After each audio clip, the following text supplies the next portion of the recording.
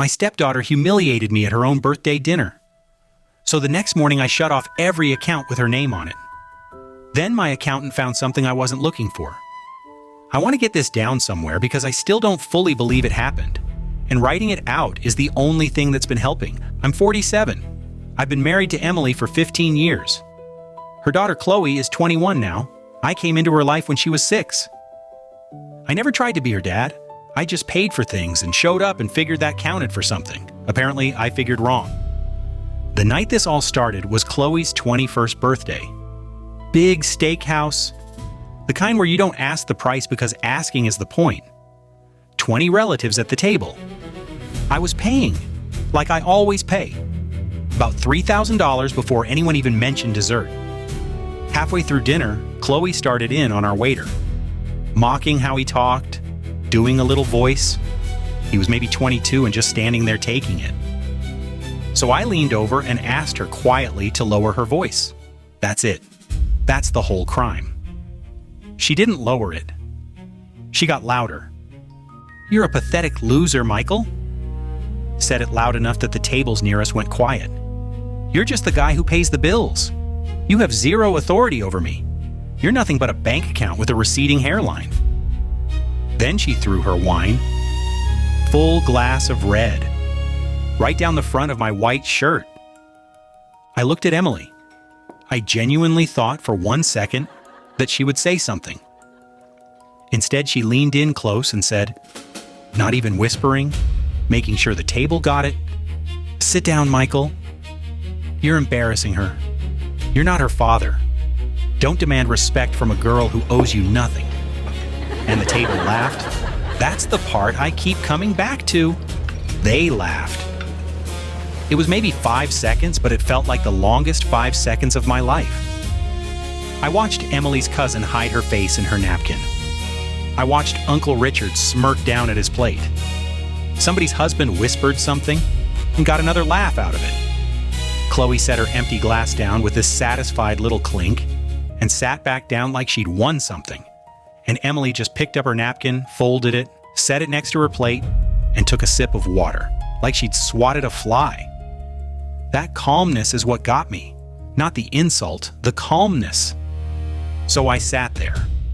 Wine running down inside my collar, cold. I could smell it. I could feel everybody pretending not to look. The waiter she'd been mocking came over with a towel, hovering a few feet away, not sure if he was allowed closer. I gave him a little "it's okay" gesture, and he backed off. I didn't say anything to Emily, didn't say anything to Chloe, didn't look at a single person who'd laughed. I picked up my own napkin, wiped my neck, folded it, set it down next to my untouched wine. Then Emily's sister, trying to rescue the moment, goes, "Dessert, everybody?"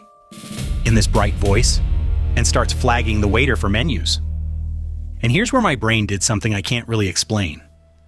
Instead of getting angrier, I went somewhere very flat and very quiet. The menus came around. I read mine top to bottom. Chocolate tart, creme brulee, cheesecake, the ice cream thing. I read the prices too. I did the math in my head. If all 20 people ordered, that was another 400 something on top of everything, before coffee and drinks and tip. "I'm getting the cheesecake," Chloe announced, "and a double espresso." Like nothing had happened. Everybody ordered. When it got to me, the sister asked what I wanted, and I said, "Nothing for me." She paused a beat too long, asked if I was sure. I said yes, and that was that. Conversation drifted back. Vacations, traffic, somebody's kitchen reno. Nobody talked to me. I sat in my stained shirt looking at the flowers in the middle of the table, and I started thinking about my dad. He passed 2 years ago.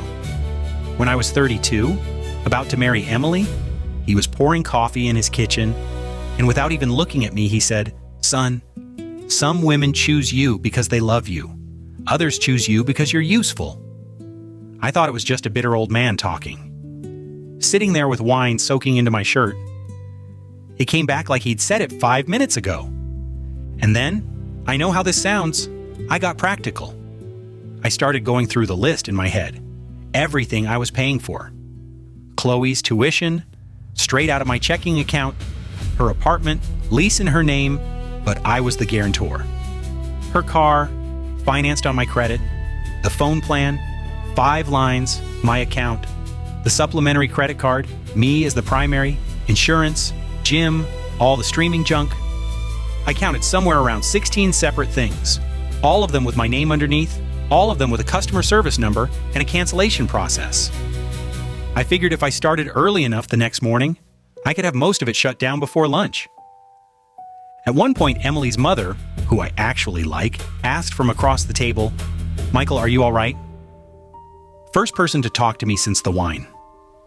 I smiled and said I was perfect. Then Emily finally turned and looked at my face for the first time in 15 minutes. I think she expected to see anger. Whatever she saw instead, she didn't recognize it, because she got this little crease between her eyebrows. "Are you really okay?" she whispered. "Yes." "Michael, about Chloe, you don't need to explain anything."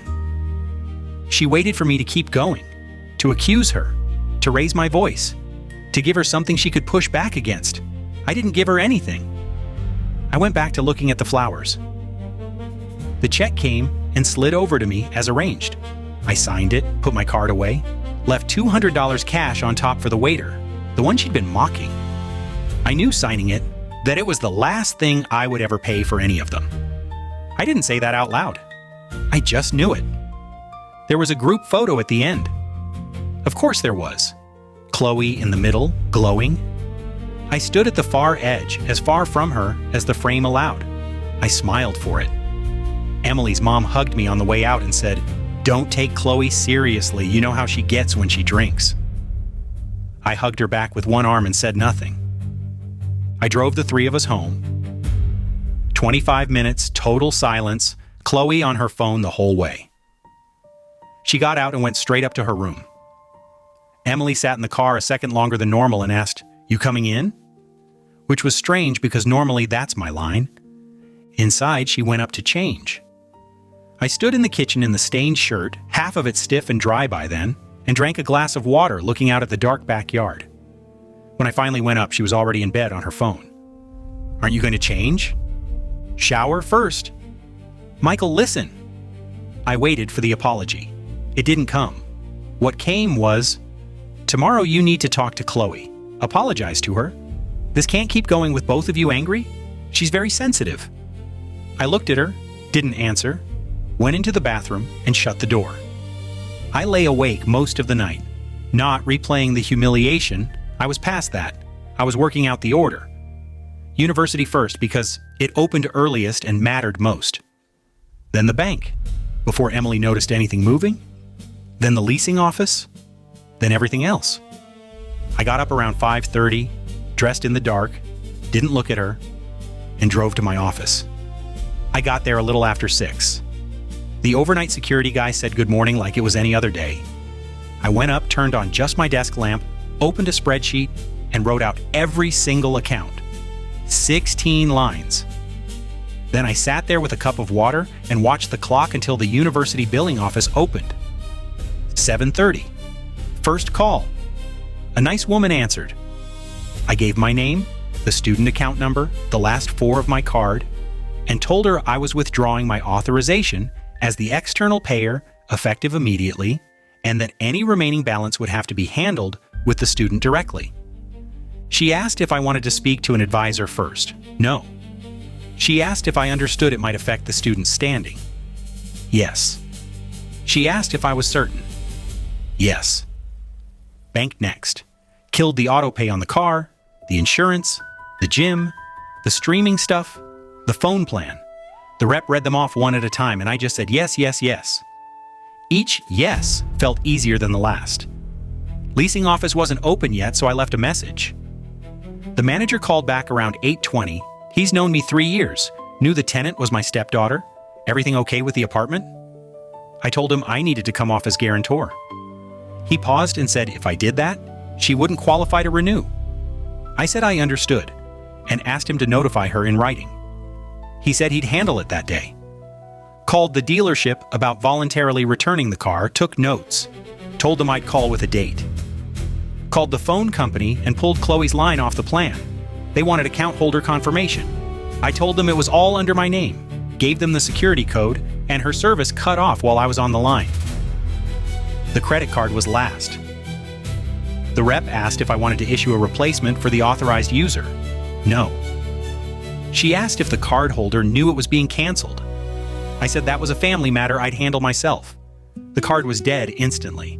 I looked at the clock. It wasn't even 9:15. I'd done all of it in under 2 hours.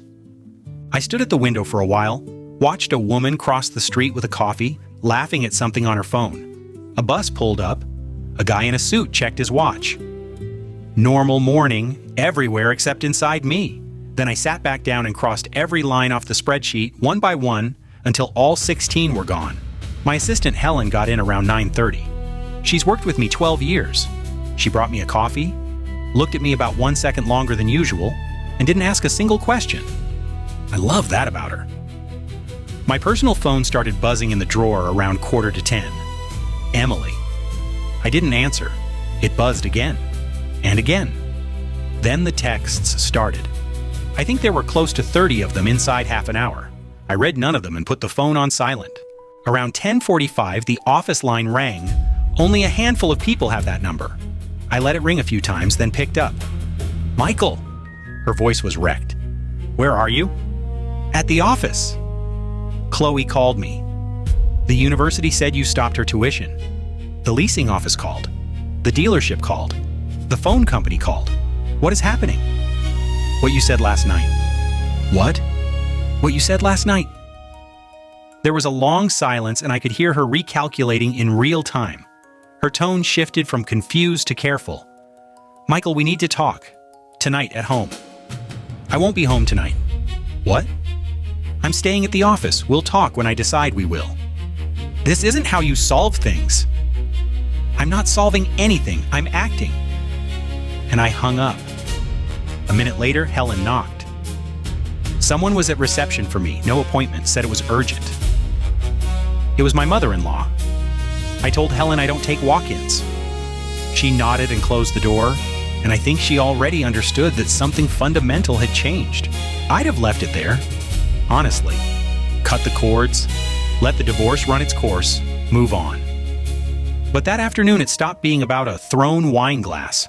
I called my accountant, Frank, known him 9 years, and asked him to pull every transaction on the supplementary credit card for the last 2 years, and I wanted it that same day. He asked what I was looking for. I said everything. He showed up around 2 with a folder and a laptop. Before he opened it, he said, I need to ask if you're sure you want to see this. There are things in here I didn't expect. Show me. First thing he pointed at, charges way over the normal limit, over and over, going back almost 2 years. Started small, got bigger. Boutiques, restaurants, luxury hotels, spas, a cosmetic clinic, a travel agency, a $4,000 online course that was never completed. How much total? $42,800. In 2 years? 23 months. I sat there looking at the screen, and the strangest thing happened. I wasn't angry, I felt clear. Like finishing a puzzle and realizing the picture had been obvious the whole time, just scattered. These were all approved by the cardholder, I said. Yes, but there's more. He pulled up the monthly statements, every one of them digitally signed by Emily as the household financial administrator. 23 months, no disputes, all signed by my wife. Then he opened one more tab, a pattern of charges at the same hotel, a city about 3 hours away, 12 stays over those same 23 months, double rooms, room service, spa, restaurant. Chloe? I asked. The card was used, but I don't think these were hers. He pointed at the dates. They line up with your wife's work trips. The same trips you listed when we filed her travel deductions.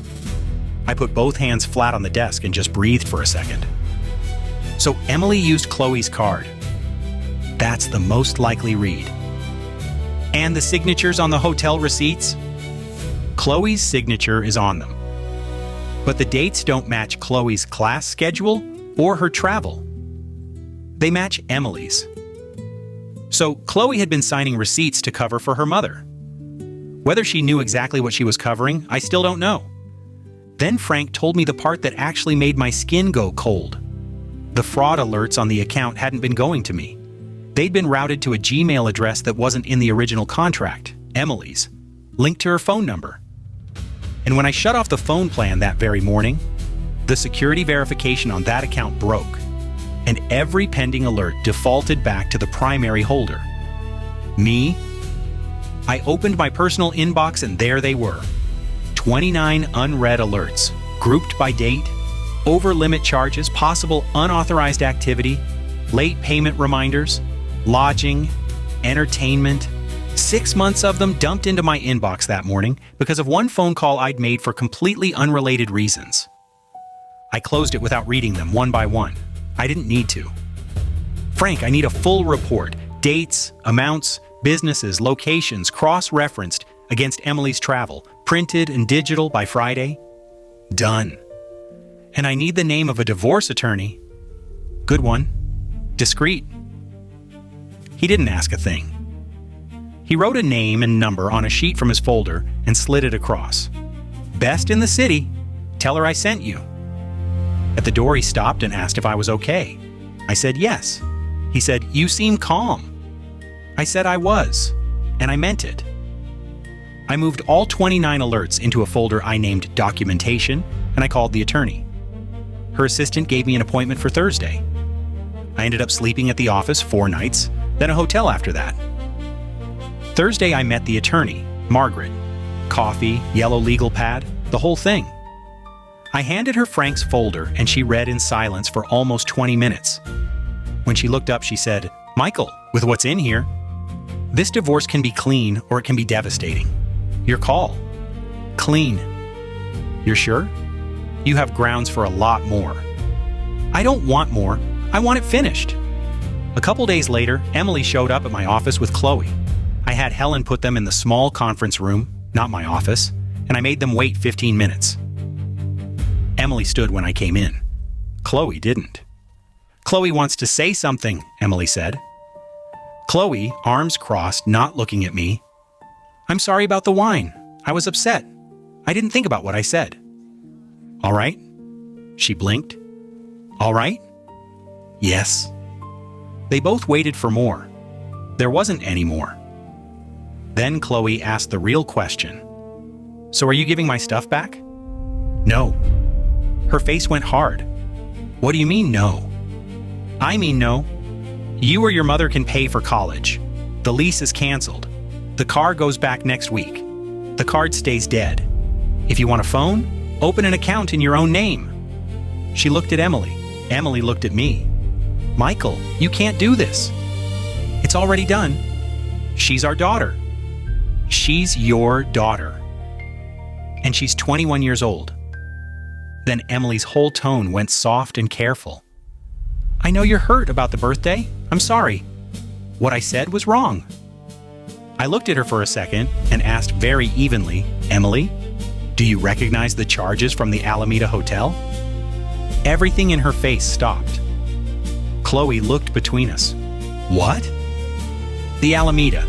12 stays over the last 23 months. Paid on Chloe's card." Emily said nothing. Chloe's eyes went wide. "Wait, was that the work trip?" "Mom!" And right there, I watched Emily's face change from someone negotiating to someone doing math, figuring out exactly how much I knew. "Michael, that's something we can talk about another time." "There is no other time. We talk now, or we don't talk at all."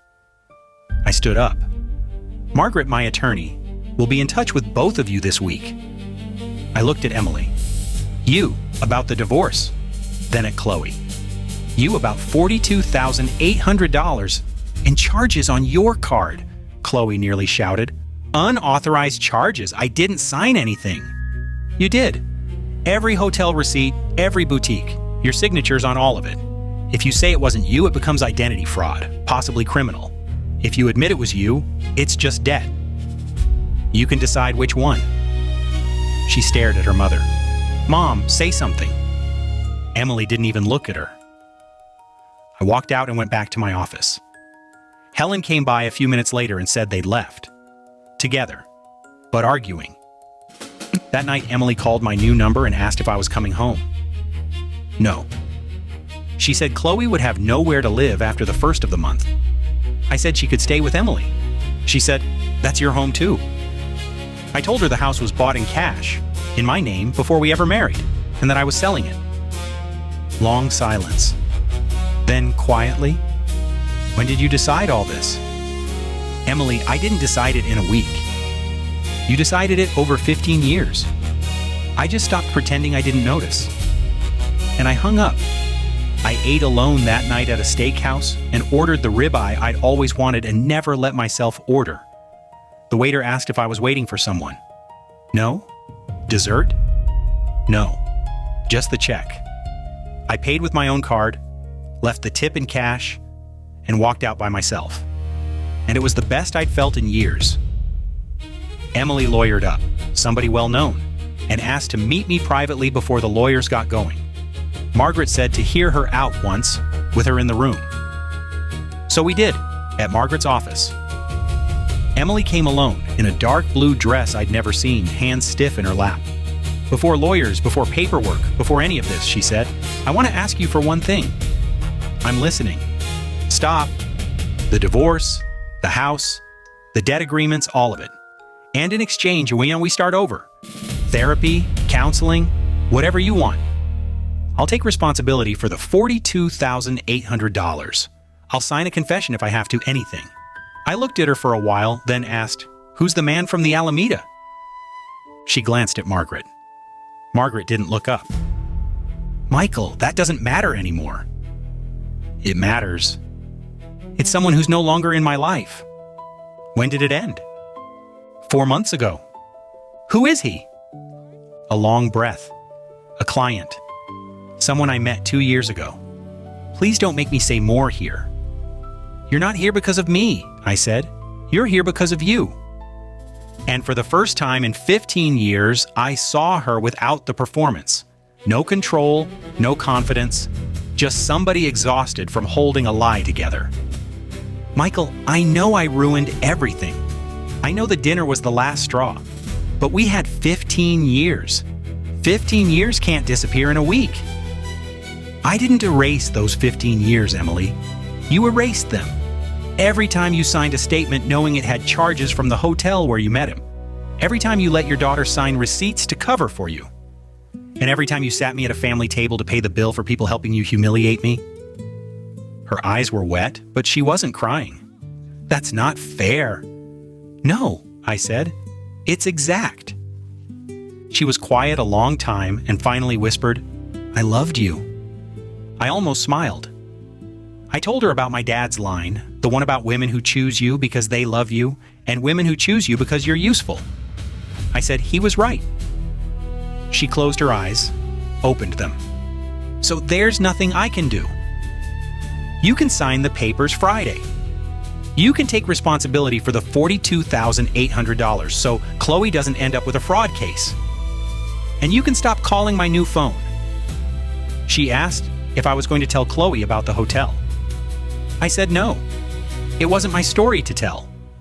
If she wanted her daughter to know who she really was, she could tell her herself.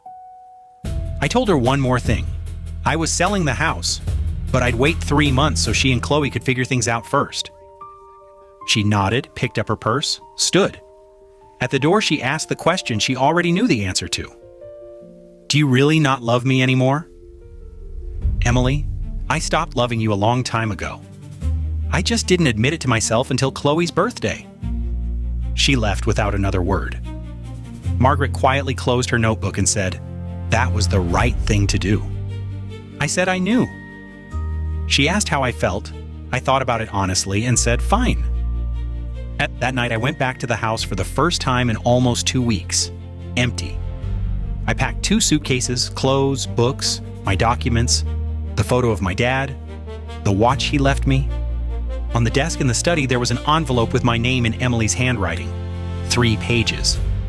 Not an apology, an explanation. About the client, about loneliness, about losing herself, about how Chloe supposedly knew nothing. I read it standing up, folded it back, and left it on the desk. I didn't take it. Then around 1 a.m., my phone buzzed. Unknown number. "My name is Daniel Rivera. I need to speak with you. It's about Chloe. I know it's late. Call me when you can." I saved it and went to sleep. I called him the next morning and we met at a coffee shop. Early 50s, thin, plain clothes, a worn leather folder under his arm. He said, "Hey, Michael, I'm Chloe's biological father." It didn't surprise me. Some part of me had already been bracing for it. He'd been trying to reach Chloe for years, he said. Emily kept changing numbers and addresses. His letters came back. Then last week he saw the leasing notice with my name on it, guarantor withdrawn, and tracked down my company from there. He said he didn't want anything from me. He just wanted to know if Chloe even knew he existed.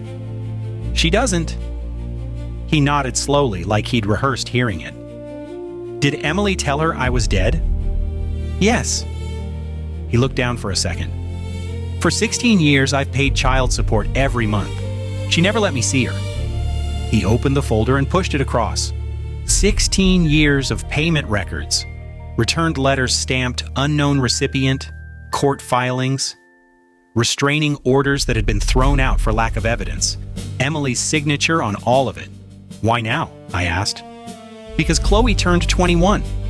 I'm not a father forcing rights on a child anymore. I'm just a man who wants his daughter to at least have the option of deciding whether she wants to know me. That's why I waited. I closed the folder and handed it back.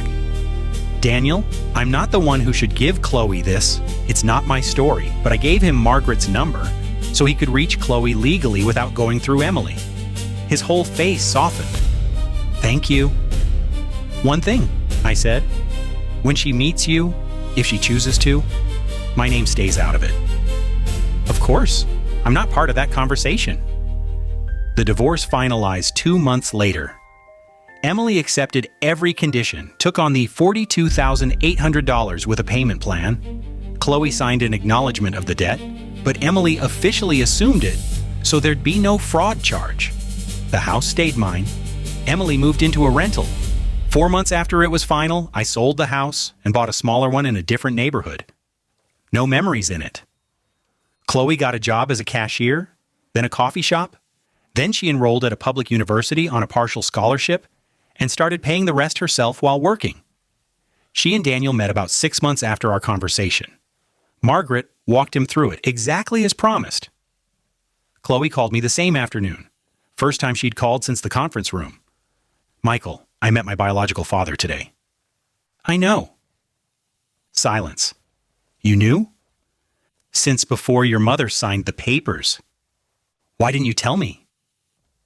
"Because it wasn't my place to." A long pause. Then, quietly, "Can I buy you coffee sometime?" "Yes." We met that Saturday.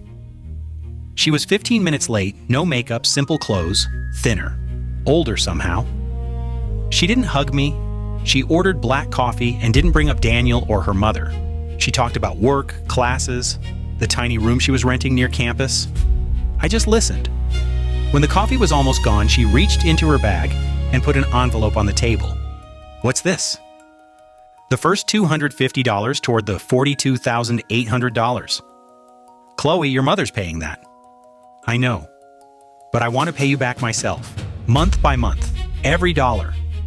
I started to say her name and she said, "Please, Michael." So I took it and put it in my coat. "One more thing," she said. "I don't know if you'll ever forgive me for what I said at my birthday." She swallowed. I've spent 6 months thinking about those words, and I still can't find a single reason I thought I had the right to say them. I didn't answer right away. Finally, I said, "I don't have to forgive you. I just need to be able to look at you without feeling what I felt that night." A pause. "And today I can." She nodded. Didn't cry. When the check came, she paid for her own coffee. We walked out to the lot, and before she left, she put out her hand. I shook it. "Thanks for coming, Michael." "Thanks for calling, Chloe." I drove home, the new home. Made myself dinner and ate it at the table with my dad's photo leaning against the wall across from me. Around 8, a text from Margaret. "Everything finalized. Final documents in your email." I thanked her and turned the phone off. Poured a glass of wine and raised it a little. Not toward anyone. Just a small thing over the kitchen table. The stained white shirt is still in a drawer at my office. I never threw it away, never showed it to anyone, never used it against anybody. It's just folded in there. A reminder of the last night of something that had already been dead a long time before the wine ever hit the fabric. I took the first sip, and it tasted just fine.